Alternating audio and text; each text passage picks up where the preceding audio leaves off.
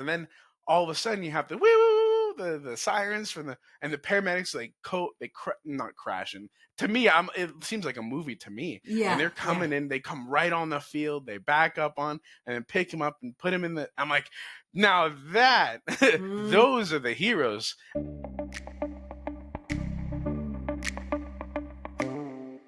I can't say enough about how much I enjoyed this conversation with Aaron. He taught me things that I didn't know about. It was so encouraging. He brings such a passion to his role as a paramedic and now someone who trains first aid, but in a way that goes beyond some of the other training that's available. He's identified a need, a gap, and he's trying to fill it. So there's something in this conversation, honestly, for everyone. I found it to be a good news story, even though it is about paramedicine. But I strongly encourage you to listen to Aaron Hoyte and learn about the business that he's getting off the ground and how he's going to fill a need for us in this first aid and just being a good member of a community. So check it out. Aaron, it is awesome to talk to you because it's been a couple years, I think, since we've Yeah, connected. I think right near the end of COVID. Okay. Oh my gosh. So maybe Yeah, even longer. Oh, don't tell if me that that. ever existed. If that ever Yeah, existed. exactly. No, I don't think so. Seems like a And world away, it man. does in the best possible way. Yeah. Well, yeah. That's in the past. Mm-hmm. Yes. And you've had some major life changes since I Yeah, connected with you last. So bring me up to speed. yeah. So since we last connected, I got married. My wife and I we moved to New Zealand. Spent a year over in New Zealand. Yeah. And then came back, lived in my grandparents' basement for a little bit, and Mm-hmm. then from Ontario moved all the way out here to Alberta, where I started my own business, and then here we are. Here we are now. It's just Amazing. been a Okay. whirlwind. Okay. Tell me about New Zealand. What took Mhm. you there? What was that about? Yeah, so my wife, what she does is called user experience design. And if you're unfamiliar with that, basically what it means is that she solves various problems that businesses have and then Mm-hmm. finds the best user centric way of finding a solution for it. Mm-hmm. So whether it be, you're on Google and your tabs are up in the top left, she figures out why are they in the top left instead of the top right? What makes the user want to see it in the top left rather than the top right? Why are the X's all on the right side? And so all of these little things that we take for granted and like, oh, it's just it makes sense that this is here and this is here. She knows why it makes sense, and then she implements that into various different websites, programs, etc., etc. She's a genius. She's super smart. Wow. and Yeah. so and That's so what happened? fascinating. Yeah, it's Mm-hmm. it's extremely fascinating. She I think is the second cohort to ever do that program in Canada out Mm-hmm. of Laurier. And so when she graduated, she got headhunted to do that user experience design at a transportation company in New Zealand. And so we had just gotten married, and she's like, Aaron, I have this opportunity, and what do we do? I'm like, dude, it's New Zealand. Like, who doesn't want to go to New Zealand? Yeah. And they're gonna pay you to be in New Zealand, so let's go for it. So So that's what cool. brought us over there. Now, were you able to work while you were over there? Or Unfortunately, no. So I worked as a primary care paramedic in mm-hmm. Ontario, Mm-hmm. and so the licensing doesn't quite transfer over. Okay. There in New Mm-hmm. Zealand, they follow the same pattern as the UK. So being a paramedic requires a university degree, rather than here in Canada, it's a 2-year diploma program. Okay. And so I Mm-hmm. tried transferring over with, experience and all that, but they do require that paramedic uh, program as a 4-year undergraduate. And so I wasn't able to do that. I ended up doing various other things. Luckily, from selling the house, so I sold my previous business, sold my car. We had a little bit of money to play around with. So I ended up Mm-hmm. doing some volunteer work, ended up Mm-hmm. helping some young men with mentorship through their, Mm. finishing grade 12, starting university, all that kind of thing. And So she was doing that, having her bake days, and I and Mm-hmm. her company treated her amazingly, and the company Oh, cultures wow. that they have there Mm-hmm. are Mm-hmm. really, really cool. Not all of them, obviously, but Sure. hers was amazing. And then I was, wandering around seeing who I could help in various other ways. Oh, amazing. So I take it was a great experience for both of you.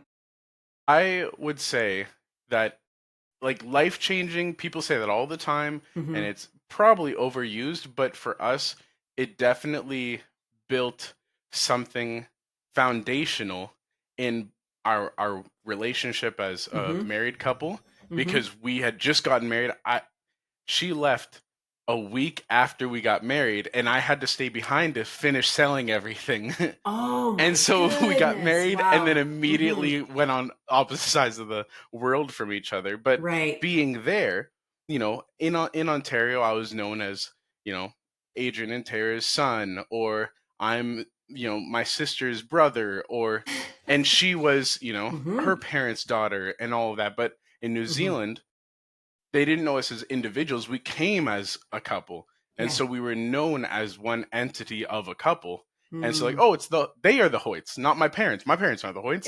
Me and my wife are the Right. Hoyts. So it was Right. really cool. And Mm. and being able to, like, we didn't know anyone in New Zealand. So really, if we came into some trouble, it was us. We had to figure it out together. And so not only was the work really helpful for her Mm-hmm. to learn her profession, but also being there, being across the world in a different time zone from everyone else, helped us to kind of work together and realize, like, hey, we have friends, obviously, that we made there, but at the end of the day, it was we had to solve these problems ourselves. So that was really cool, and I think that really was life changing in the truest sense of the term, I would say. Yeah, I love hearing that. So we had a similar, not quite as exotic experience as you. We moved to Florida, my husband and I, a week. Well, we honeymooned locally, and then after that, we moved to Florida for a year. Wow. So it was going to be longer. It ended up just being a year, but when you're speaking of those things like that, you're leaving the family, like you're going somewhere as a couple, you have to rely on each other. Like we didn't have friends there, we didn't have, I mean, we were going to school, Yeah. but still, the experience, we've always looked back so fondly on that time and think it's a great way, I think, to start your marriage. I agree. I actually Yeah. told my buddy who got married, I was like, if you can find a way to Mm-hmm. spend that first year Mm-hmm. away from family, and not necessarily away from their influence, like they're a bad influence, but No, more so no. like creating your own, this is who I am, this is who you are in the relationship, this is how we are in the relationship, rather than having people like, oh, you should do this, you should do this, that kind of thing. Yes. It's like, Yeah. what do we want to do, and how do Yeah. we want to act as a married couple? And so I agree, every time I could, I was like, this is what we experienced in New Zealand. It was so Yes. amazing being our own people and Yeah. experiencing it, and then you guys should do it too. So I agree, I try and tell as many people, just maybe, and it doesn't have to be, as extreme as New Zealand or as Sure. extreme as Florida, but like Yeah. maybe moving into a different city or a different province, or maybe even a different house, because a lot of people are living in, Yeah. Yeah. multi-generational families in the same Mm-hmm. place now. So yeah. Yeah. But to get that start, no, I think that's awesome.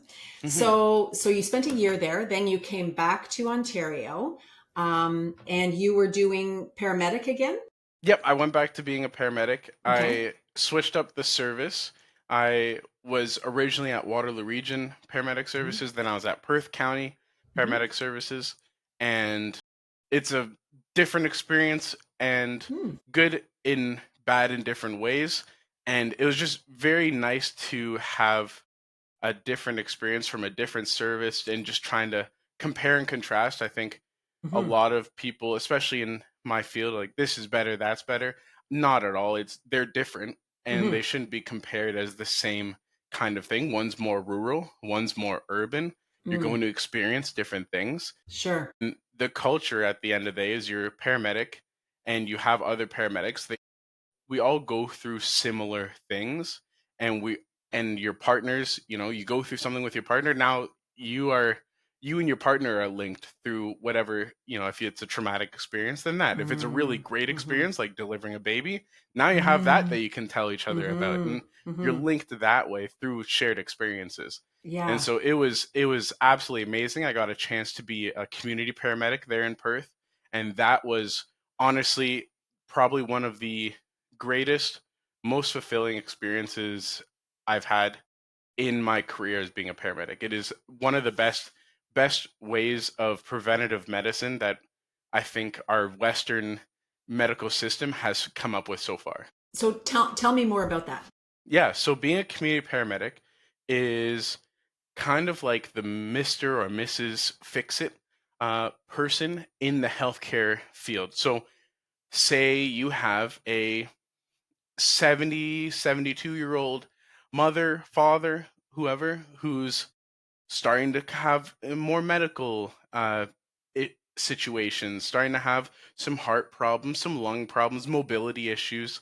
And this is their first time experiencing it. They don't know what's going on, really. They have the doctor, sure, who they might meet once a month, once every other month, or maybe they don't even have a doctor, right? Because that's difficult to find nowadays. And they're trying to navigate the healthcare system because we have a lot of services available, but they're just not sure. And you are not sure Hmm. who to contact. There's so many Yeah. numbers, so many websites, so many things available, but how do I know what's right for me? As a community paramedic, what I would do is I would go in, do a home assessment or do an assessment of that individual, that family, their living situation, and try and figure out where have you fallen through, what gaps have you fallen through in the healthcare system, and how can I, as that community paramedic, that supportive person, help fill those gaps and bring you back up to where you need to be and connect you with the resources that you need to best suit your goals, whatever your goals are. Because some people might want to go to long term care. Some people might want to live at home and age in place, which is becoming extremely popular. It's becoming more and more popular as we get healthier for longer and start living Hmm. longer lives. And we Yep. want that independence. And so, based on those goals, we would then help with uh, connecting you to the appropriate, whether it's facilities, whether it's home care nurses, whether it's wound care, whatever it is you need. Our Hmm. goal is to figure out what those needs are and then fill those needs. So it's really not a we do one thing. Hmm. Like at paramedicine, being a road medic, at the end of the day, you're either taking them to the hospital or not taking them to the hospital. We're working on getting other destination facilities, but it's either hospital right now or not hospital. As a community paramedic, I'm not really transporting you anywhere. I'm just, what can I do to help? What do you Yeah. want to have happen? And how can I make that happen for you to help you live the highest quality of life for as long as possible? And so being able to do that with multiple clients through with different living situations, different family situations is and seeing over time, because as a road medic, you're there for maybe 5 minutes. If it's an Hmm. actual emergency, you're there for Yep. 5, 10 minutes. You drive them, you drop them off at the hospital, maybe with offload delay, maybe with not. And then it's like, well, I don't know where that person went after that. But as a Yeah. community paramedic, Yeah. I'm here week after week visiting. How are you doing today? How are you doing this week? What has changed? What has not changed? Has anything gotten better? Anything gotten worse? And you're constantly problem solving over a longer period of time, which has been being able to see the effect of what you do is Mm. a great thing for community paramedicine, but also you don't know as a road medic, you don't know did I do a good job? Did I do what was needed? And did they Mm. have what was their end situation? I don't know because I dropped them off, I did my job, and that's where my care ends. Yeah, yeah. Okay, that's fascinating. I had no idea. I've never heard of this. Yep. Do all areas have it? Was it a pilot project? Like why have I never heard of this before? So that's a big question. So what Hmm. it is currently a pilot project in Okay. Canada. So even out here in In Alberta, certain areas, like how do they decide which areas are going to have someone with this designation? That is a great question. I'm not sure how they determine which communities have it. I Mm-hmm. think it's voluntary. It's not like you must have this pilot program.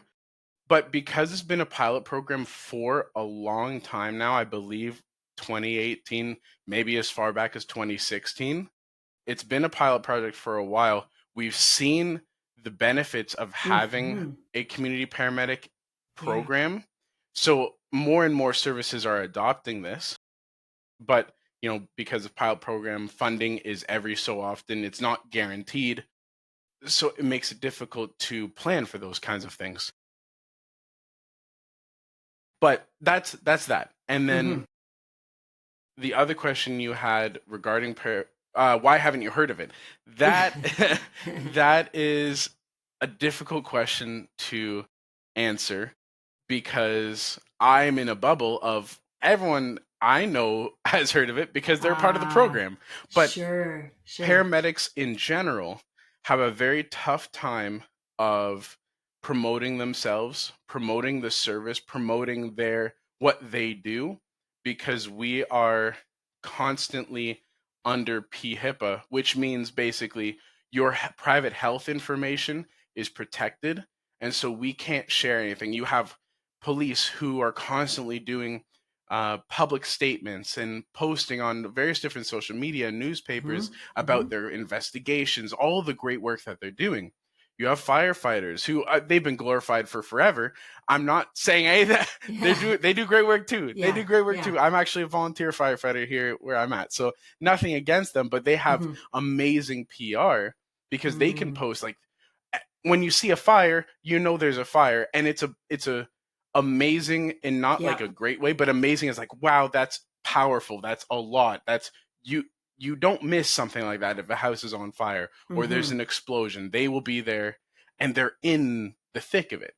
And so they have amazing PR, but paramedicine sometimes it's not necessarily it's an I feel statement, but also anecdotally it is the case that people as in the general community take us for granted in that we do such a great job of what we do that we will always be there. And whether it's to our own detriment, whether it's I won't take a lunch, I won't take a break, I won't take a snack, I won't even eat because people need me. And there's been multiple times where I'm waiting or I'm cleaning up my bed, my stretcher, gurney, however you want to call it. I have my designated 15 minutes, 10 minutes to clean up and get ready, but there's no ambulances in the area. They have another 911 call. Darn, I'm going to rush everything together and I'll go because someone needs my help. And so we are always there. So luckily COVID kind of did a little bit of a thank you first responders. Yeah, yeah, yeah, yeah, yeah. Oh, Mm-hmm. there's a lot of code reds now, but then it starts petering out after they they stop needing us. And so it's very difficult to try and weasel is a bad way of saying it, but trying to wedge our foot in the door Uh-huh. and Uh-huh. get people to see who we are, what we do, how good of a job we do. And you hear a lot of people complaining, but we can't share all the amazing stories because it's personal health and it's no one wants their story of like their worst day of their lives to be shared to the public, Sure. and then Yeah. how someone came in and found them in a compromising position, in a Sure. compromising situation, and fix them up that way. And we can't take pictures of it and put it in the Right. newspaper. And then Yeah. so because of that, and because of years and years of operating, but having a lack of a PR plan or a lack of some sort of public marketing, we do things and things are brought in, but we don't necessarily have the framework to share that to other people. So our our community paramedicine program comes into play 2016. Sure, you'll have a bunch of services like, hey, we now have a community paramedic program and this is what it does.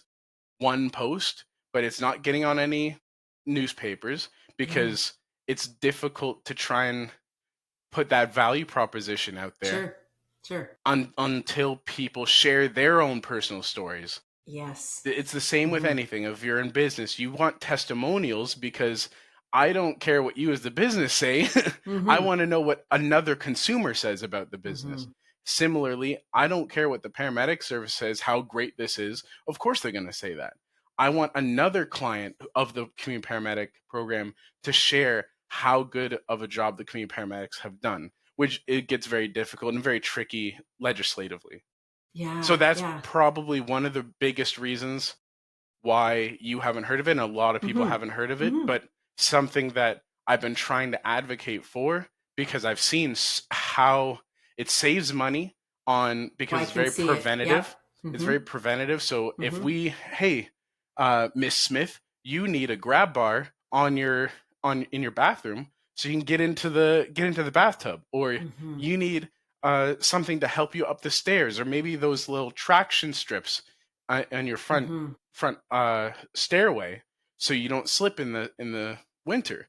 All these Yeah. small things that no one really thinks of, Hmm. and we are in the position to see these things before they happen because we've seen them happen Yes, before. yes. And now she's not falling. She's not And now falling she's getting into not the tub. falling. She's not Yeah. falling down the stairs. She's, Yeah. yeah.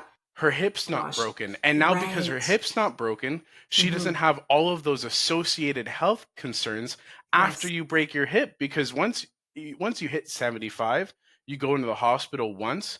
It's one of those things that people are like, well, they never get out of the hospital. And to a certain extent, it's true because your body doesn't heal as fast. Your body doesn't accommodate for all of these different changes that are Hmm. going on quickly. And then now you're not as active. Now you're more sedentary, which means more health concerns. You're not changing your diet, and then a bunch of things start cascading and leading to more and more healthcare concerns. And so if we stop that one small thing at the beginning, especially as people age, Hmm. we stop right there all of the things that could have happened So before. many things. But the problem is that we do a bad job of sharing what could have happened. And because we've stopped it, Hmm. none of those things ever happen. So Hmm. people don't see those things, Sure. which Yes, makes it yes. difficult to try and promote it. Like, this is why Hmm. you need it, because we're trying to prevent this. It's like, as a parent, you'll say, hey, we're going to stop this because this is not going to end well, and the Hmm.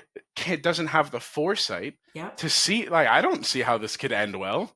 And Hmm. I only envision the best possible ending for this decision.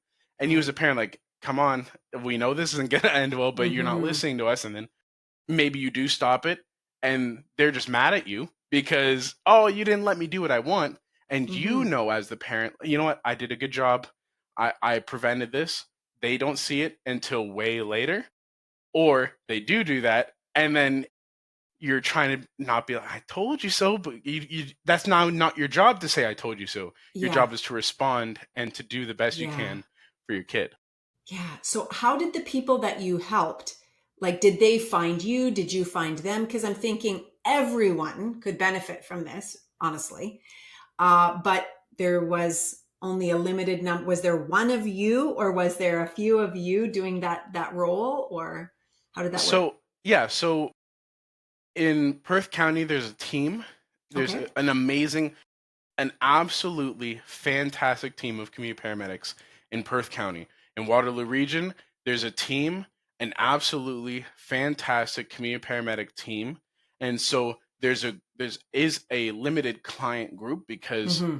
we only have a limited number of Of community course, paramedics, that's and what you I'm want to thinking. make sure, Hmm. as Hmm. a medic, as a community paramedic, I want to make sure that I'm doing right by each and every single client, and Hmm. I'm not compromising. You know how you go to the doctor and they'll show you in, show Yeah. you out. Yeah. Yeah. Oh, sorry, yeah, 10 yeah, nope, minutes. you're good. Here's, take some antibiotics and see you later. Right. We Hmm. don't want to do that. We paramedics take extreme pride in doing good work, patient-centered care, and tailoring our care to the individual. And so there's a limited number of people, not only because there's a limited amount of hours in a day, or Hmm. some programs are 24/7, some programs are only during business hours, but also we want to make sure that each client that we have is provided the best amount of care and the best quality of care that we can possibly provide them, so we can make sure that they don't fall through many as little cracks as possible, because Hmm. we're not perfect either, but we Sure. do an amazing job at it. And so how do people get a part of this program? Well, Yeah. doctors are starting to learn about the program, and so they might initiate it. Hey, Miss Johnson, you might Hmm. find I'm going to bring you up uh to speed with one of the community paramedics, and this is what they do, da da da da da. Is that something that you'd like? And maybe they'll be like, yeah, that sounds amazing. And so Hmm. what they'll do is that they'll contact the community paramedic program. Hey, I have Miss Johnson here. This is her health history. This is what she's looking for. Do you guys mind doing a home assessment or an initial assessment to see if that person fits the program? And so then we'll go Hmm. do that, and then we'll have our initial, and then you have that way. Another way is that you can contact the community paramedics directly. They're most paramedic websites, well, Hmm. government websites, and then you find the paramedic tab, and then Yeah. Yeah. you Hmm. filter your way down, and eventually you'll get Sure. to a number or an email, and then you can request that, and they'll be Mm. like, yes, for sure, we'll do a home assessment, have this information ready, and do it that way. Then you also have another route which is starting to be utilized more, is as a road medic. I'll go out to 911 calls all the time, and I go to, you know, Mr. Kingston, and then he's 85 years old. This is the fourth time I've picked him up out of his chair. And like, you know what? Hmm. Something doesn't seem right. And so I, as the paramedic, will refer them. I'll get their consent, of course, because that's a huge thing in anything medical, is making sure that I don't do things without their knowledge. There Hmm. are a few, with every rule, there's typically some sort of exception, but I'll get his consent, and then okay, I will refer them with linking that form that I made from him, and send it off to the community paramedics, and then they'll decide from there. And then in every case, there's that doctor, public, and if you already have a case manager by, I think they're still called Ontario Health at Home. There's it's changed. They've changed their name a few times, but if you have a case manager and you're already in the system, they might refer you out to community paramedics for whatever reason. And so in every case like that, we will come and do an initial assessment. Hmm. I do think that many people would benefit from a community paramedic, but Yeah. definitely not everyone. There is, if you have multiple healthcare worries or concerns, Hmm. that's a good way. If you are starting to age at home and you aren't well connected, that's another situation where we do connecting. We make sure that all of the services are Hmm. set up, and Hmm. so something that we're dealing with now is not only getting them on board the program, but how do we start to uh, you know get them off the program so that we can then take on more people. Sure. Yes. Yeah. Oh my gosh. This is honestly, this is a good news story. Knowing that this even exists Yeah, it is exists really, and it really does good amazing news. work. Yeah. Yeah. No, I Yeah. love it. And I love the move towards prevention, which is something I think other societies are sometimes better at than we have been. We're pretty reactive, I think, overall in North America. So it's really great to hear that we've got something like this happening in our Hmm. areas. And I hope it just continues to expand because I, I can just see the benefits of prevention versus waiting till something happens, right? And then trying to put somebody back together again like Humpty Dumpty. Like that's not a good solution for healthcare, the Humpty Dumpty model, right? Yeah. Yeah. Why not Yeah. just lower the wall, Yeah, strengthen the shell? There's so many exactly. other things, I right? know. Put something for him to hold on to on the Yeah. wall. Yeah. Exactly. Yeah. Okay, so you're very passionate about what you do, and I love it. Yes, I love yes. hearing you talk about it, and it's great. Tell me when that started in you. Like, can you remember a time in your life? Like, did you have interest in this type of thing when you were a young boy, or when did this sort of work get on your radar? The community paramedicine work, or just like like Pa- paramedicine work in general? Paramedic. I would say it definitely started when I was playing like young football. There was an Okay. instance, and if any of my old teammates are somehow, or their parents are watching, they would definitely remember. There's one game where we're at high school in Cambridge playing, and there's a there's a play. Some guy came in, crashed into one of my teammates, and his leg basically just bent. And for, I want to say, probably like 5 minutes, probably definitely more actually, but it seemed like forever. It seemed like forever. Yeah, yeah. You just have this, everyone's silent, blood curdling scream. No parents are like, me as a kid. I'm like, oh, the parents are gonna fix this. Parents aren't moving. The Mm-hmm. coaches aren't moving. The players aren't. Everyone's frozen.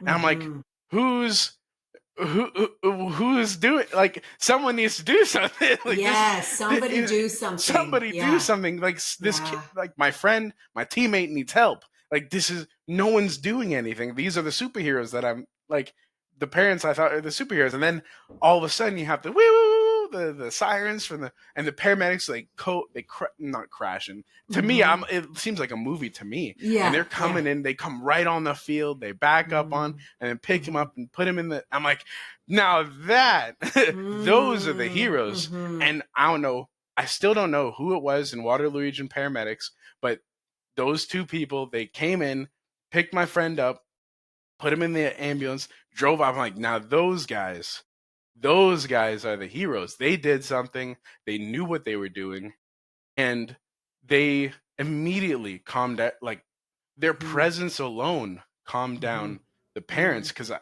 you see, as a kid, you see an adult freaking out. It's like, oh, something's really wrong. Something Yes, is yes. really wrong if the Yeah, parents, yeah. the people that we look up to, are freaking out. And so we're just shell shocked at this point. But these guys come in, they bring an aura of calm around them, and they bring the Mm-hmm. whole situation down. They let everyone know that this is going to be okay. They do what they do, and then off they go. And so I think that started it. And I'm like, Mm-hmm. Mm-hmm. what just happened? What just Yeah, happened? yeah. That was crazy. And then I've had a few injuries myself. My parents aren't a fan of calling the ambulance or 911 in general, so I've been shipped off in like the back of a van or something with a broken tendon or something like that. But Mm-hmm. uh, I've I I've been like, man, I wish I was in an ambulance a few times. And then I think the where it did it for me was in university at UW. They have the UW campus response team, Mm-hmm. and so I was like, hey, this is kind of cool. I like doing first aid, and I want to help. I want to be there when, if something needs to get done.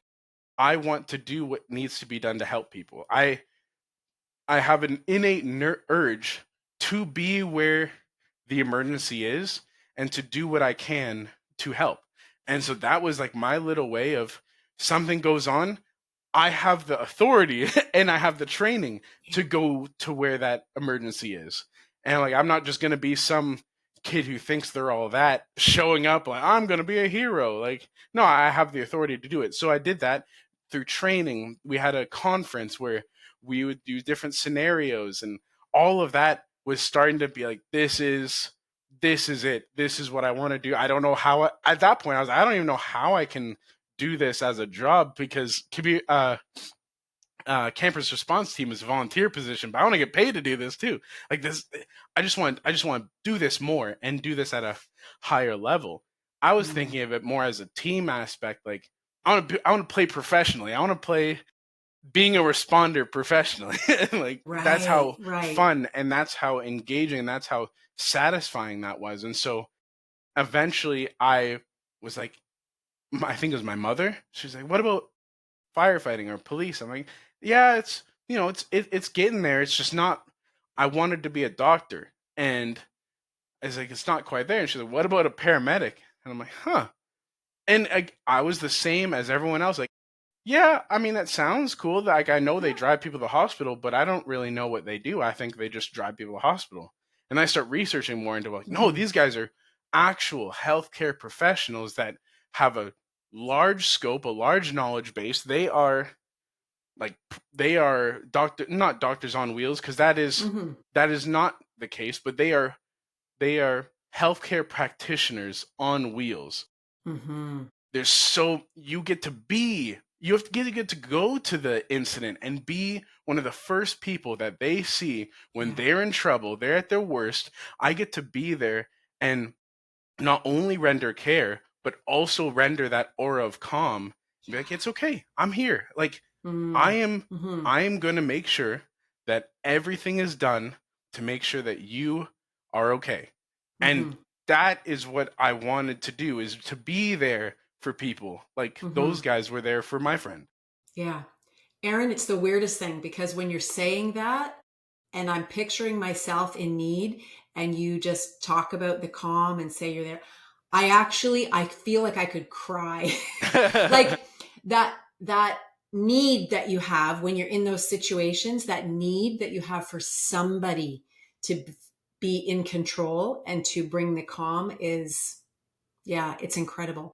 Also, another funny thing, when you were describing the very first time when you're younger and you see them, run onto the field, I'm literally like picturing if I was going to do a cartoon, I would have them with capes on.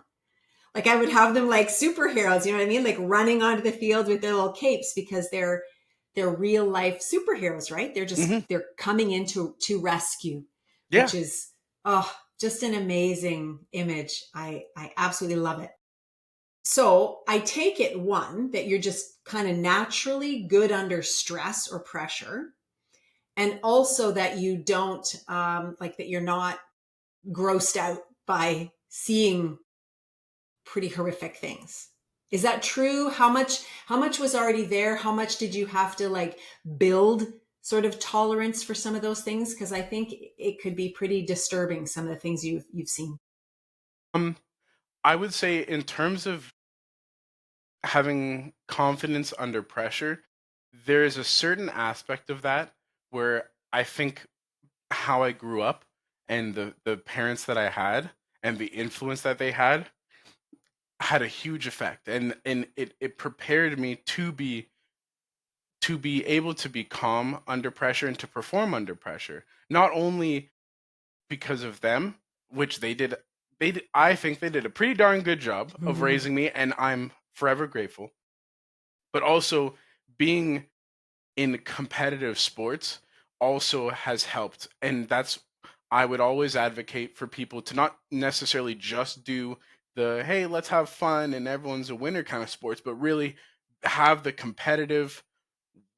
There are winners, there are losers, and we want to win. It's not necessarily always we don't want to lose, but we want to win and we want to improve. It's how much of your potential can we pull out of you, and how much potential do you want to have pulled out of you, and Yeah. being able to, like, I always want to improve, and having that kind of mentality. And if we lose first round of playoffs, that sucks, and because we came in there to win Mm, everything mm-hmm.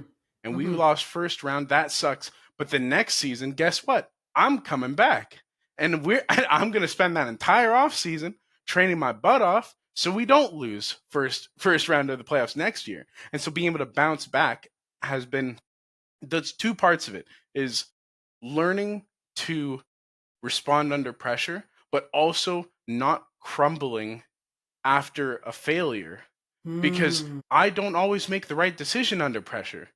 And mm-hmm. sometimes I make the wrong one. No matter how confident I am, no matter how confident I might act, I might make the wrong decision, Mm-hmm. but I am always willing to accept that wrong decision and then build off of it so I don't do that again. Mm, And so the first time I make a mistake, I'm like, nope, I'm out of here. I lose first round of the playoffs. I'm not playing football again. That's it. I'm done. Uh, I came here to win. I didn't win. I'm done. Like, no, I'm going to do better. And so both of those things play. And then so because I've learned from my mistake, I've become better. That allows me to be more confident the next time I'm in a stressful situation. Like, no, I am confident that I have done everything I could to prepare for this moment. And that's so my company is empowering confidence when timing is everything. I think Mm, the it's flipped, but that's the core concept behind my company is that I do first aid training and all that. It's I want you guys to be prepared or at least confident.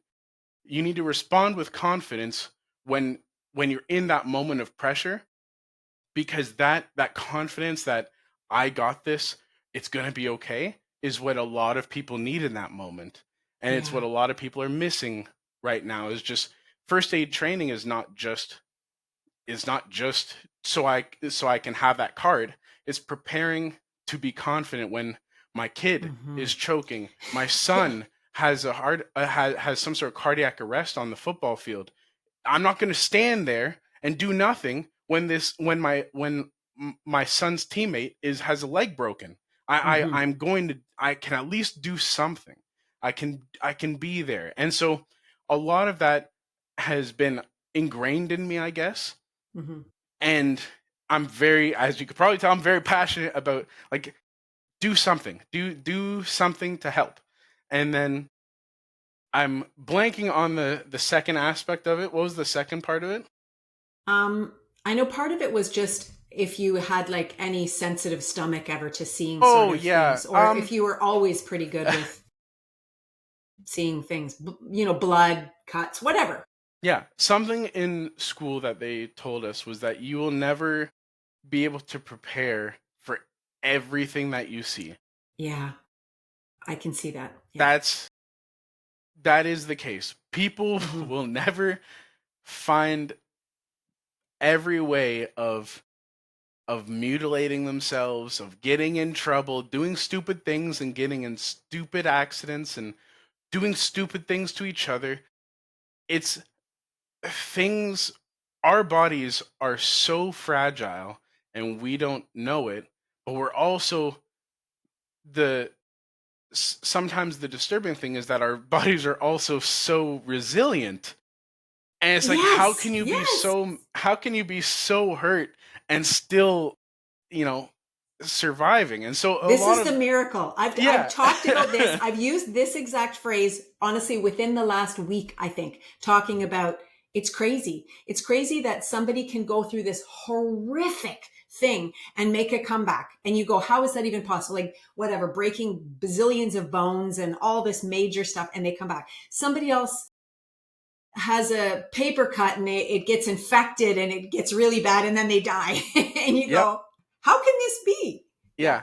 It's wild. it's incredible to see just how many ways we can mess up our bodies, but then how many ways our bodies can Yeah. recover from craziness. And so Hmm.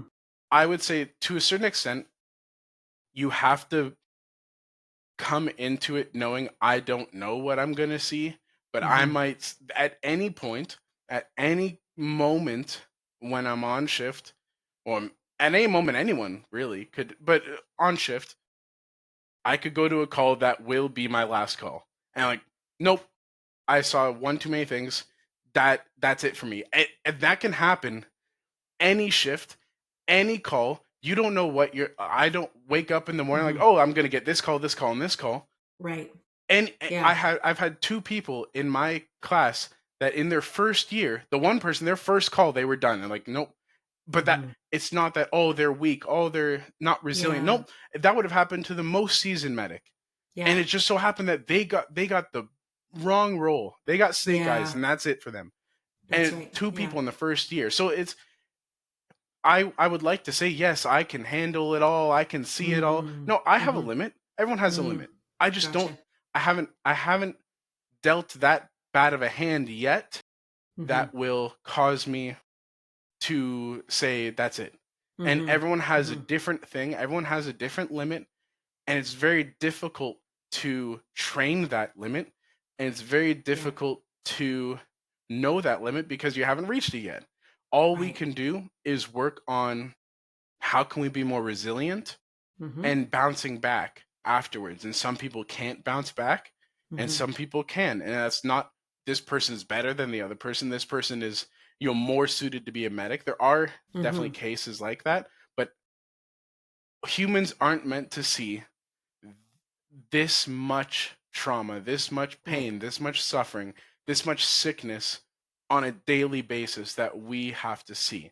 This is Mm-hmm. not normal for humans.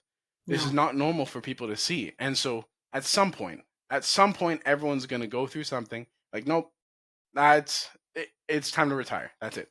And Mm-hmm. so Mm-hmm. I'm just very grateful and very fortunate that I have I have some techniques to keep resilient, and also fortunate that I haven't had that call yet that will happen to everyone at some point. That Mm-hmm. just like, that's it. Do you guys have access to counselors through work? Yes. Yes, we do. It's a complicated question. It's a Yeah. complicated question. Like Okay. yes, by if you are going by the definition, like, are they compliant? Yes, we have Mm, access. okay. I'll It's just an like, area that could use improvement. it could Could it we could say it definitely that use way? improvement. Yep. Okay. Yep. Okay. Yeah. So it's like one little step, but it Yeah. needs some work. You don't want to Exactly. speak ill of it, but yeah, Nope. okay. But that makes sense. I'm sure. Yeah, because I'm thinking that's another thing that's probably pretty important, that you have ways to kind of debrief and download and process some of the things that you see. Yeah, Yeah. it's extremely important to do, Mm-hmm. as you said, the debriefs. If you Mm-hmm. have uh, certain services have certain protocols, so if you have this type of call, Mm-hmm. we will put you out of service, meaning you won't get dispatched to another call for 30 minutes, an hour, and we'll talk about it. Are you guys okay? Do you need to Mm-hmm. go home? Can Mm-hmm. you effectively respond to another call? Because we've had calls where I don't want to deal with, frankly, I don't want to deal with having a child who's choking and is going purple, and I have to resuscitate that child, to someone who stubbed their toe and is out of pain medication and Yeah. is going around in their wheelchair in their basement saying, "Ow, ow, ow! I need to go to the hospital. I ran out of pain medication." That those are the things. Those stark Mm. contrasts from call to call. Yes. That's what Hmm. that's what kills people on the inside. Is like, Yes. why am I here? You're wasting my time. There's Not people that need, but I mean, that's what you That's would what it is. feel Yeah. like. I get it. Yeah. I get it. Like, yeah. That's what So, it is. no, There's I've people out never there that thought of actually that. need help. Yeah. Yes. Yes. And you're calling me for this. Yeah. Urgh. But Yeah. the there's two issues with that. One, currently the thought is that if it's an emergency to the individual, then by all Mm-hmm. means it's an emergency. And so if Yep. you think stubbing your toe and running out of pain medication is an emergency, who am I to say that it's not? Mm-hmm. Because it's an Mm-hmm. emergency to you. Yeah. And again, there is an aspect of that where, like, someone might be legitimately, like, who knows what they have mentally going on, and that is, they are completely freaking out. That is an emergency to them. But then, once you go past that and people start abusing that and realize that they can abuse that, then they Yeah. will.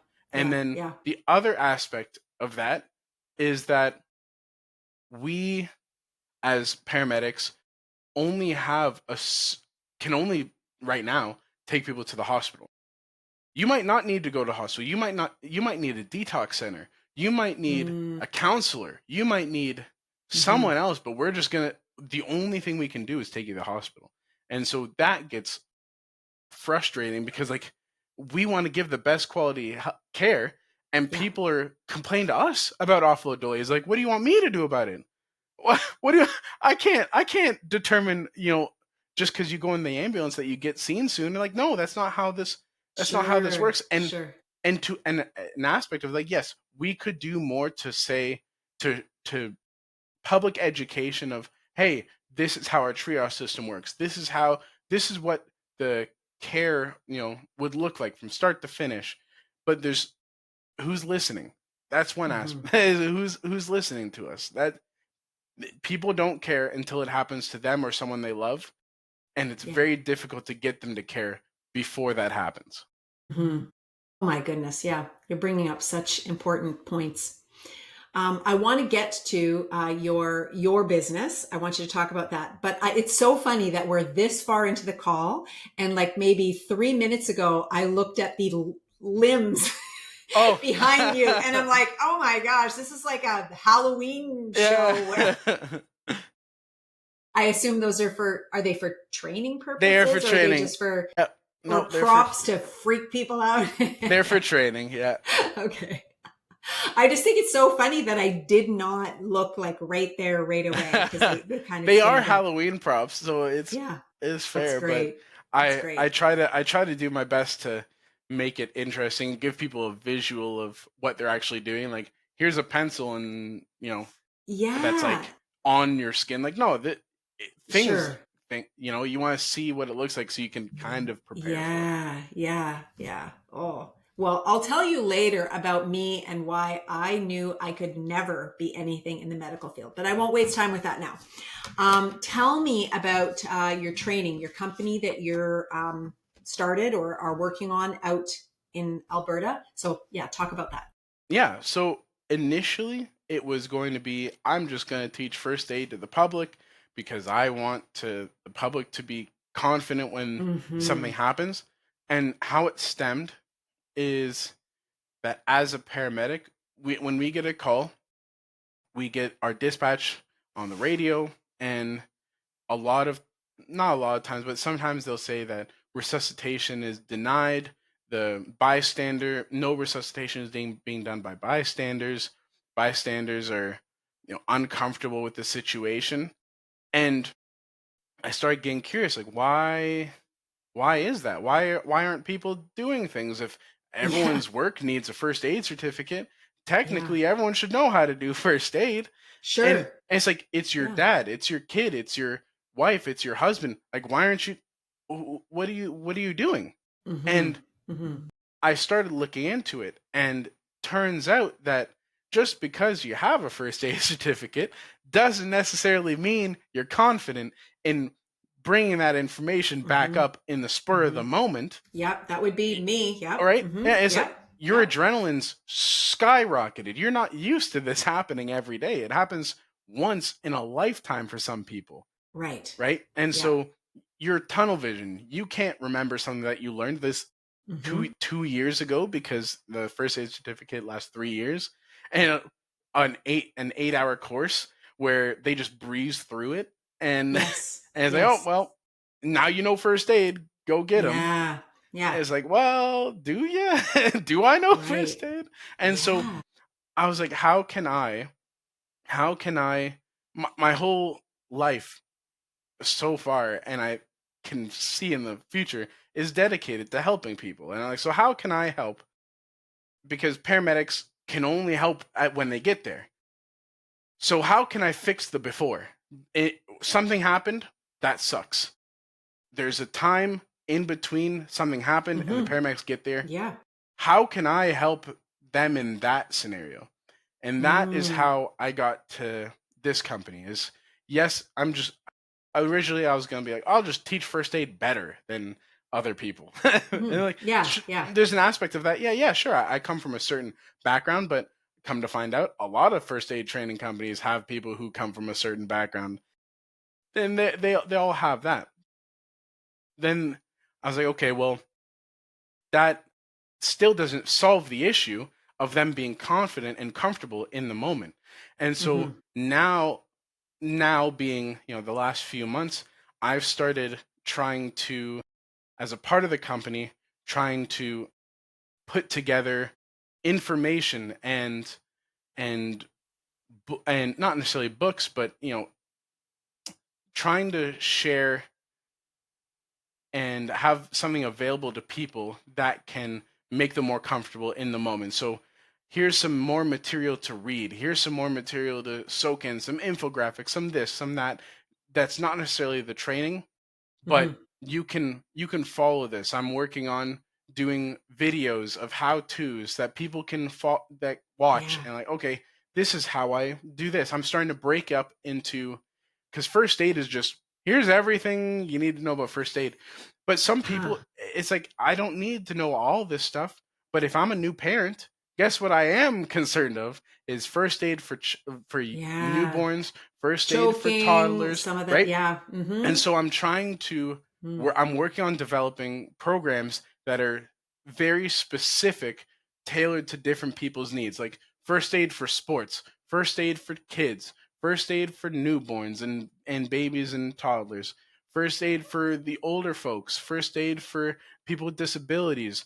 And so now it gets people interested in, I don't need to know everything. Mm-hmm. I just Mm-hmm. need to know how to respond in these particular things that I care about. And it's like at some point, as a business, you have to figure out, what does the consumer want and provide them that. What do they care about and tailor your services to that.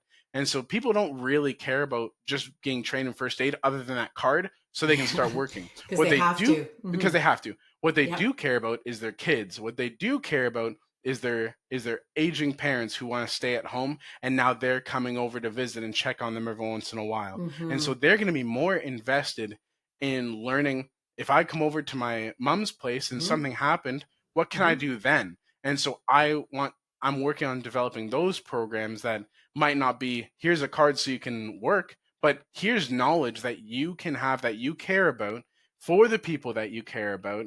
And so that if you know anything, I want you to do, that's the whole thing, is do something. Do Do, something. I if it's Mm-hmm. one thing, do something that will help. And if it's one thing, you did one thing more than 90% of people.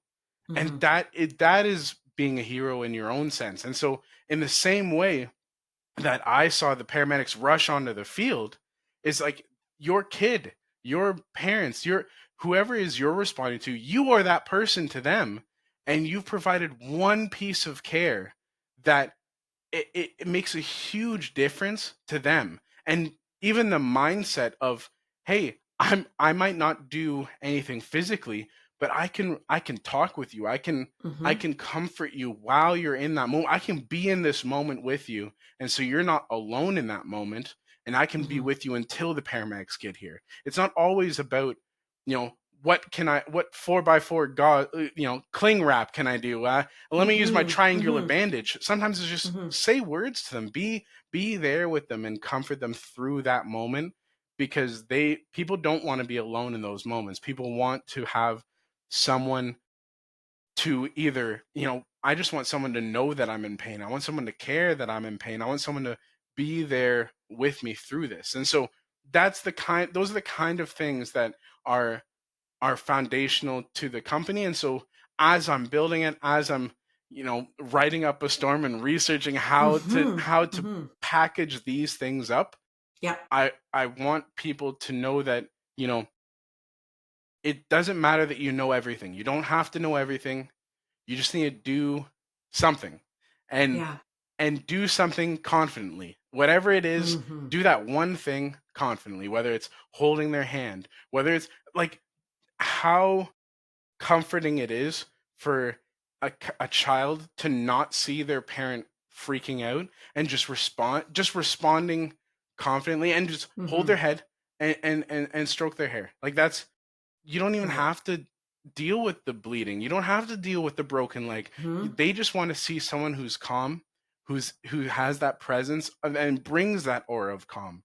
And that's really, I would say, about 50 to 70% of being a first responder is that calm, because that is what sets the stage for everything that happens next. Yeah, I would agree with you. Growing up, I have, and I hope the one parent doesn't watch this. I had a very calm parent and a freak out parent.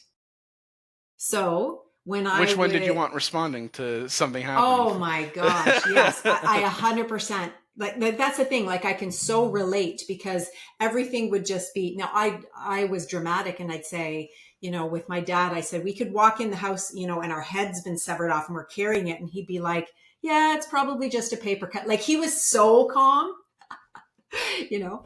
But it had a total calming effect. Like it kept you from freaking out, because Hmm. that, you're right, that calm energy is contagious, and you really crave that when you're freaking out. So I love that. I've decided that what I would love to do with our last couple minutes, rather than the traditional rapid fire, is if you can think of 2 or 3 things that you could kind of teach the average person. So one of them might be this whole just be calm, but if there's a couple of other kind of commonly or could be commonly used tips that apply to lots of situations, that might be helpful for people listening. Something maybe from your material or that you've observed. Yeah. Yep. No, for sure. I would say one thing that's incredibly important that a lot of people either neglect or don't even know about until it becomes time to use it is Hmm. get a proper first aid kit. Get something Okay. that has more than just a band-aid, more Okay. than just 4 band-aids.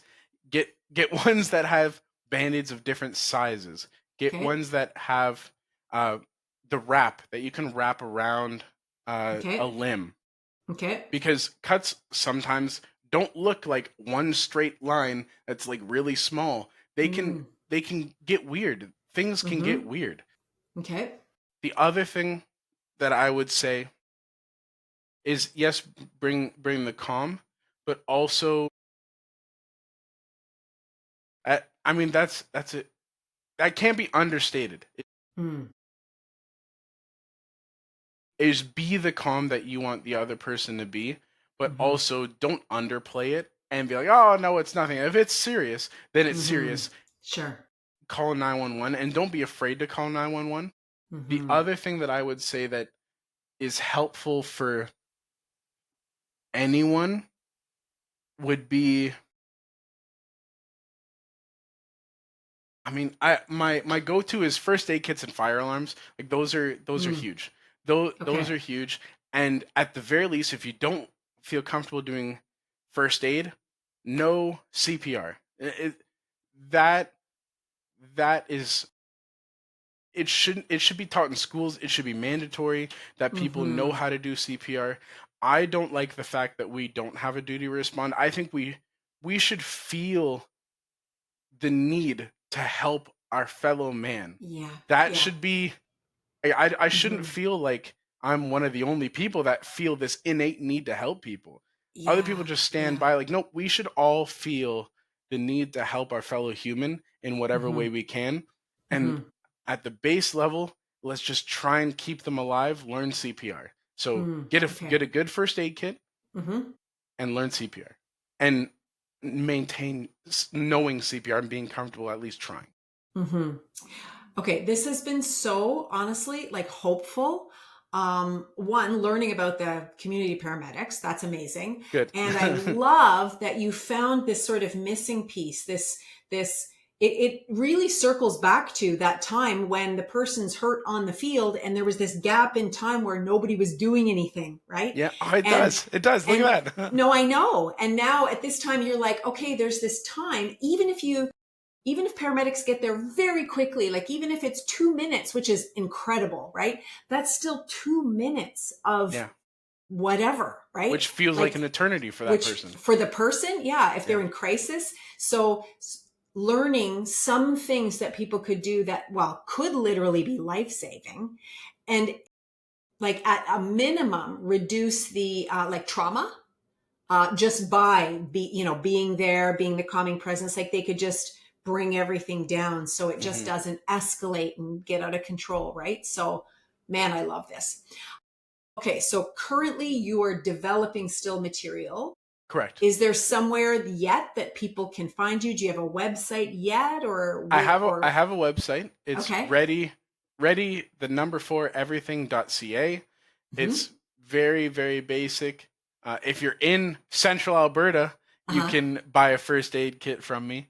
Other than Okay. that, Do you put them together I like put with things? I don't put them together. There's a place called Wild Med Kits, actually Okay. in Ontario, Yep. they put together our first aid kits, and he's great over there as well. So I have a website. You can check me out there. I also have a quarterly uh, newsletter that goes out, and that Okay. has first aid tips, various different events that you could attend, whether it's in person or online. A That virtual. just yeah, Excellent. it's not only do I want people to respond, I want people to be a part of a healthy, caring community. And so it's not Mm-hmm. just responding, it's also having the confidence that your community is there for you and your Mm. community is there for your family and your kids. So be a part of the community, whatever that means. Do something to help humanity, I guess. Yeah. Oh my gosh. Yeah. No, I love this. I'm going to check out your website and yeah, tell people about this and watch as more of your, trainings come out. I think it's fantastic what you're doing. You are a rock star, my friend. Thank you. Thank you for having me. I really do appreciate it, Oh, I and loved it. appreciate the any ability to share about the community paramedicine program. Yes. Other people know, let your friends know, let everyone know that it exists, and then Yes. let, if you can, if you feel, an attraction to that, let your government officials know that you want it to actually be a thing, because Mm-hmm. it's not guaranteed. We Mm-hmm. If we take it for granted, it will go away and it won't come back. And so Okay. we need to push that this is cemented in the paramedic Mm-hmm. field. Yes. And more of Yeah. it. Yeah. Great. Love it. I'm going to let you go because you have more important work to do. Thank you But very thank much. you for carving out the time. It's my pleasure.